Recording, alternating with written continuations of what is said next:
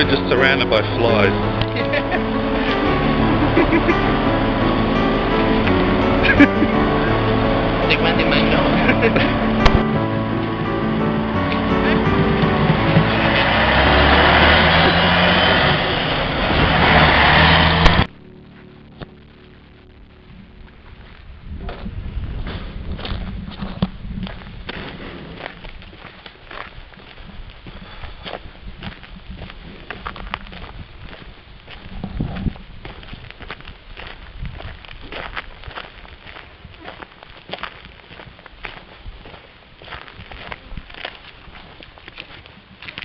Having fun with the flies?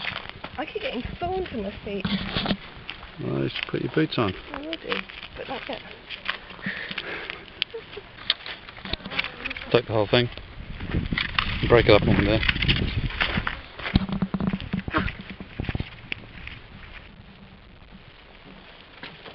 What's this? On? Yeah, the very big ones. Yeah.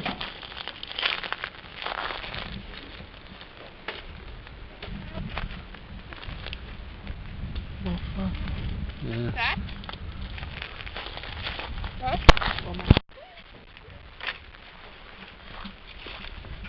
You reckon that'll do for tonight? Yeah, I think it should be okay.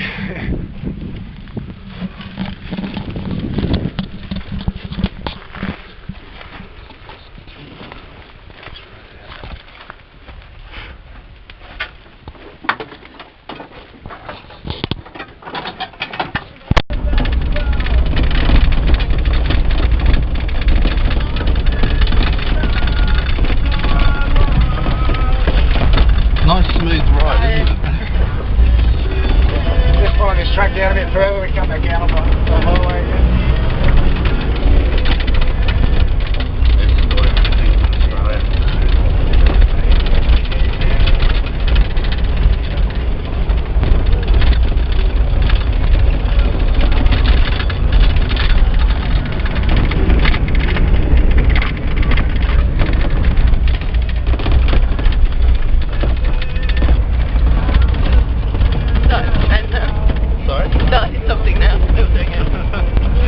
Everybody's doing it.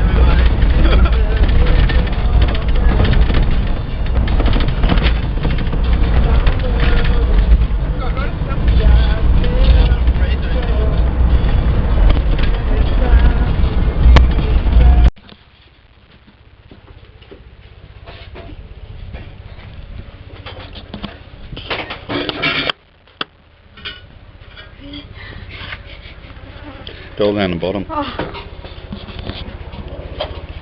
Pretty mini camera. Yeah.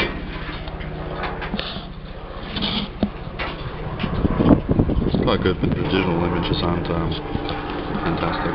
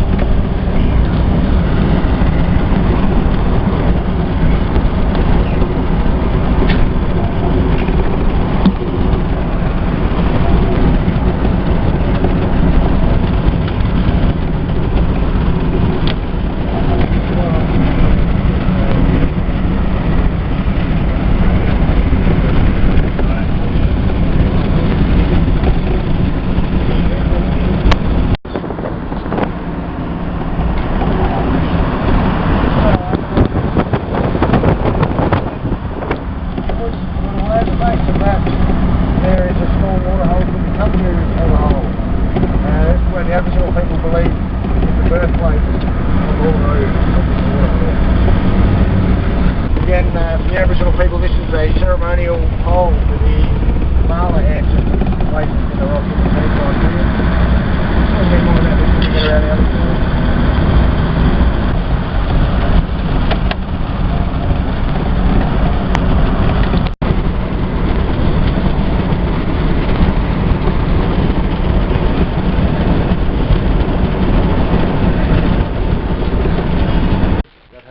Less than 80 millimetres, and I've had 2 years more than 900 millimetres, so you can get this really big variation in the amount of rainfall you get at any time of the year. So any sort of reliable surface water is pretty well sought after. Again, there is quite a large amount of water throughout the area, but the majority of it is beneath the ground. There's a large artesian basin throughout Central Australia. Areas like this where there is surface water are reasonably rare. The Aboriginal people will be able to access the underground water at various points through the year depending on the amounts of rainfall we've had previously.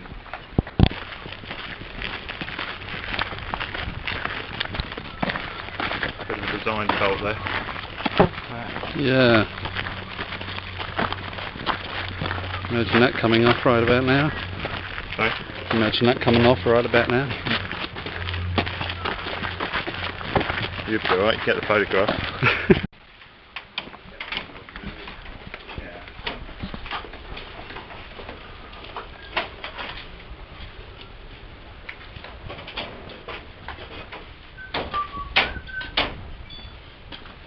Oh yeah. What? What? Okay, so this is one of the main art sites at the base of Uluru. There is a bit more along the front there, but this is probably the largest example. Again, because the Aboriginal people live their lives in really different ways in different parts of the country, the artwork is much the same. The artwork here, if you look in the top right corner over here, there's a big line of concentric circles running in a bit of an arc across here. This is said to be the story of Tanya and Uluru, which is the story of this section of Uluru. Again, at Uluru, there is one story for the formation of the mound, which comes from the Kunju waterhole, which I pointed out here, which is said to be the birthplace of Uluru. The rock itself was formed at the waterhole, but then there are 4 or 5 separate stories relating to different areas at Uluru. So, Lankara, the blue-tongued lizard, the story of him is around the backside over here. So there's 4 or 5 of these main stories relating to different sections of Uluru. The story of Tanya and Uluru is said to be written in this little piece of artwork here. So, as an old person, a grandfather probably, I'll be sitting here telling the children the story of Tanya and Uluru and drawing these symbols as I was telling the story. If you know the story of Tanya and Uluru, you can use these symbols to help you remember the story. But basically the story starts about 250 kilometres to the east of here and finishes at the Murrajulu waterhole. So by knowing this story, painting it out as you're telling it, you'll be able to walk from 250 kilometres east of here and find your way to Murrajulu waterhole without map, compass, stars, just by knowing the story. These little stations along the way will probably be either water sites or food sites that will help you get to where you want to go. The story will tell you where Tanya stopped on the way here, where she stopped for a drink, where she stopped to collect berries, certain foods. So by knowing this information and this story, you'll be able to find your way from point A to point B just by knowing the story. So the stories themselves hold the information the Aboriginal people need to survive out here. To read these stories in the Cultural Centre tomorrow. So just by seeing this little mark up the top here, this is reminding the Aboriginal people that this is where Tanya came around to confront the Uluru man. So it's these little symbols in the landscape, and again they're everywhere. It doesn't have to be on a rock here. There's 2 large cracks up the top left here, which is said to depict the battle of Tanya and Uluru as well. So using these symbols in the landscape, you are constantly reminded of the stories and the information you need to know